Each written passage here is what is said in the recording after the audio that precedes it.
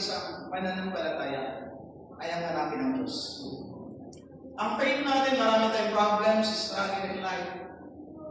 Pero pag si Lord ang hinanap mo, yung struggle mo, hindi lang mababawasan, naaalisin kayo ng Panginoon. Amen. Because God is good. Amen. Kaya hindi na kapagbibigay lugod sa Kanya, pwede kang lumapit eh. Kaya sabi ko, yung demonstration ko ng faith, Matthew 17:20. Ano sabi sa Matthew 17:20?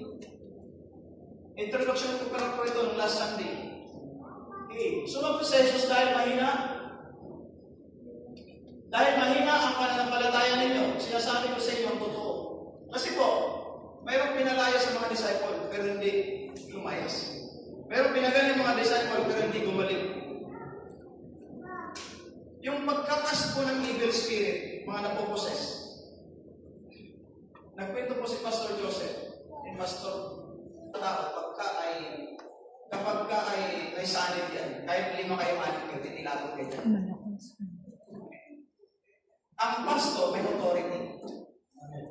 Ang mananampalataya may authority.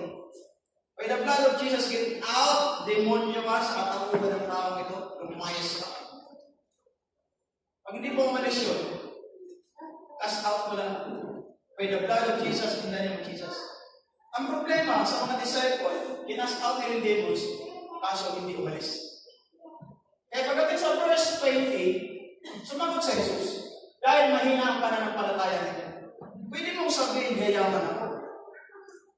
Hindi po ko nag-press ng prosperity. Pero alam ko, ang pagyaman hindi ko masama. I-declare mo sa mouth mo, mayayaman ako. Makakapagtapos ako ng pag-aaral. By faith. Amen.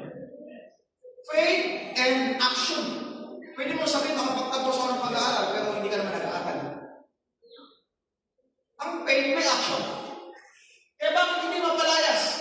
Sinasabi ko sa inyo totoo, kung may pananampalataya kayo na ayos kasi laki ng buto ng mustasa. Imagine buto ng mustasa, napakaliit. Para kasi.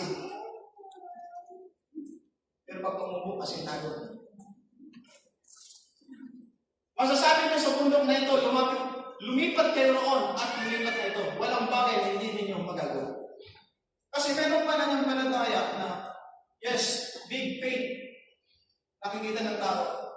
Kung tamang pananampalataya mo at nasa tama ka, kahit maliit yan, magbubunga yan.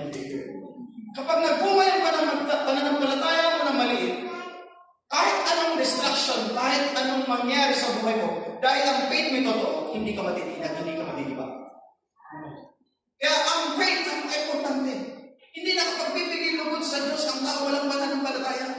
Pwede kang mag-worship eh. Pwede kang sumunod eh. Pero pagdating ng struggle, pwede kang bumitaw. Kasi nga, ang faith mo wala sa ayos, wala sa tama. Ang lahat ng may totoong pananampalataya, ito ang pag-uusapan natin ngayon. Ang buhay ni Moses.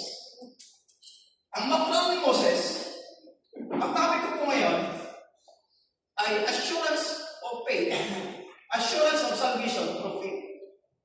Ang kasiguraduhan ng pagliligtas ng Diyos nang dahil sa pananampalataya.